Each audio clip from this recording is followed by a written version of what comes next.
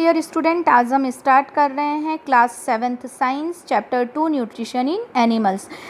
अभी तक हमने इस चैप्टर में लास्ट वीडियोस में हमने जो देखा था न्यूट्रिशंस के बारे में देखा था, mode of nutrition in different animals के बारे में देखा था। उसके बाद फिर हमने कंपोनेंट्स ऑफ न्यूट्रिशन के बारे में देखा था। उसके बाद हम ह्यूमन डाइजेस्टिव सिस्टम स्टार्ट किए थे, जिसमें हमने जो देखा था बक्कल कैविटी के बारे में हम देख चुके थे। बक्कल कैविटी में स्टार्च के डाइजेशन के बारे में देख चुके थे। अब हम स्टार्ट कर रहे हैं फूड पाइप और ईसोफेगस। यदि आपने हमारे लास्ट वीडियोस नहीं देखे हैं तो आप हमारे चैनल ब्रजेश बागड़ी पर जाके वो वीडियोस देख सकते हैं।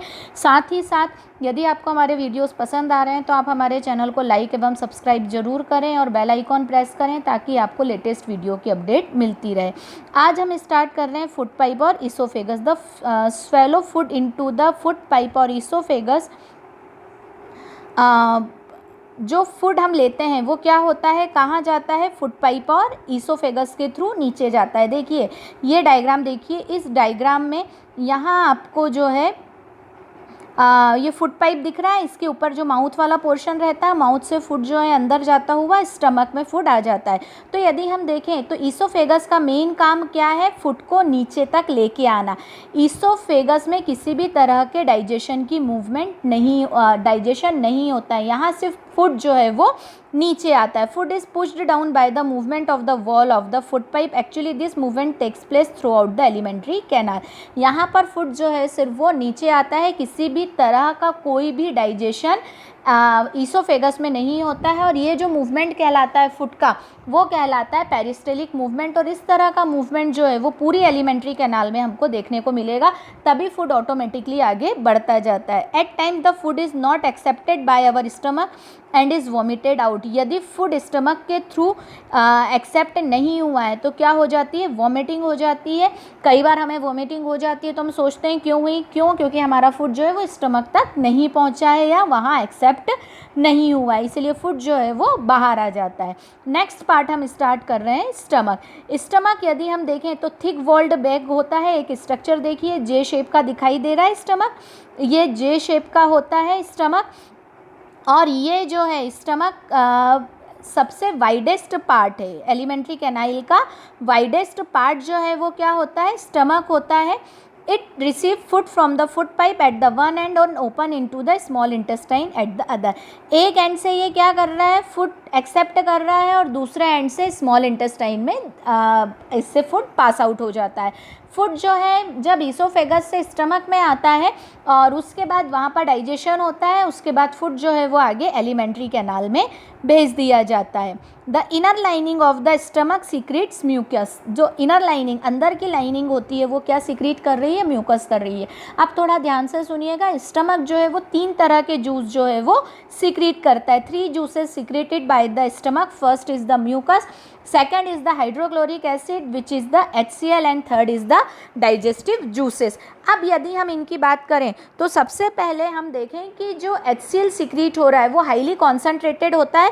लगभग इसका pH जो होता है 1.8 to 2 होता है। यदि इतने कॉन्सेंट्रेट pH में हमारे स्किन को टच हो जाए तो हमारी स्किन बर्न हो जाती है। पर सोचने वाली बात यह है कि स्टमक जो है वो मस्कुलर ऑर्गन है, मसल्स का बना है, बट फिर भी वो उसमें बर्न या ख़त्म क्यों नहीं होता है? तो बहुत ही इंटरेस्टिंग बात है कि ऐसा क्यों नहीं हो पाता है।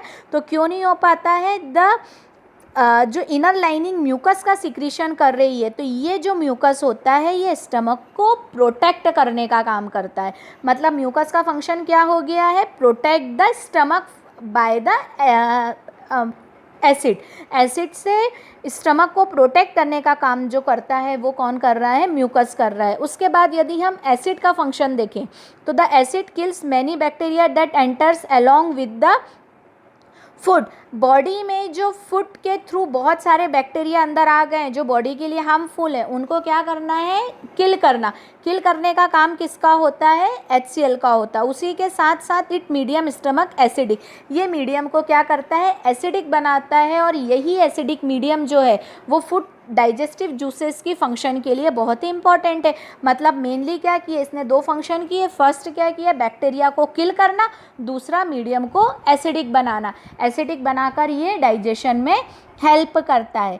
तीसरा जो हम देखें द डाइजेस्टिव जूसेस, ये डाइजेस्टिव जूसेस जो होते हैं ये प्रोटीन्स को सिंपलर सब्सटेंस में ब्रेक डाउन करते हैं। मतलब यदि हम स्टमक में डाइजेशन की बात करें तो सिर्फ किसका डाइजेशन हो रहा है, प्रोटीन का डाइजेशन हो रहा है ना। तो डाइजेस्टिव जूसेस जो हैं वो प्रोटीन के डाइजेशन में हेल्प करते हैं। तो हमने यहाँ पर अभी तीनों के फंक्शन देखे। म्यूकस का फंक्शन क्या है, प्रोटेक्ट द स्टमक। यदि हम एसिड का फंक्शन देखें तो एसिड का फंक्शन क्या है, मीडियम को एसिडिक बनाकर डाइजेस्टिव जूसेस को एक्टिव करना, साथ ही साथ बाहर से आने वाले फूड के साथ बैक्टीरिया को किल करना। और डाइजेस्टिव जूसेस जो हैं वो प्रोटीन से को सिंपल सब्सटेंस में कन्वर्ट कर रहे हैं। सिंपल सब्सटेंस मतलब कि अमीनो एसिड्स में कन्वर्ट कर रहे हैं।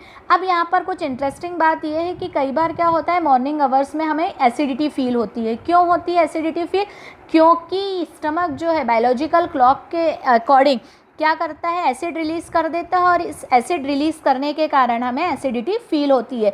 तो उस वक्त क्या लिए जाते हैं, एंटा एसिड मतलब कि बेस लेते हैं, लाइक इनो इस तरह के। तो वो उसको क्या करते हैं, न्यूट्रलाइज कर देते हैं, जिसके कारण बॉडी में जो एसिडिटी का इफ़ेक्ट है वो ख़त्म हो जाता है। तो इस तरह से स्टमक जो है वो फूड का डाइजेशन कर रहा है। और किसका डाइजेशन कर रहा है, प्रोटीन्स का डाइजेशन कर रहा है। नेक्स्ट लेक्चर में हम स्मॉल इंटेस्टाइन को कवर करेंगे कि स्मॉल इंटेस्टाइन में किस किस तरह के डाइजेशन होते हैं। इतना बता दूं कि डाइजेशन की कंप्लीट प्रोसेस जो है वो स्मॉल इंटेस्टाइन में हो जाती है। अगर आपको पर्टिकुलर लेक्चर में कोई भी डाउट है, प्रॉब्लम है, तो आप मुझसे मैसेज करके, कमेंट करके पूछ सकते हैं। Thank you so much, have a nice day.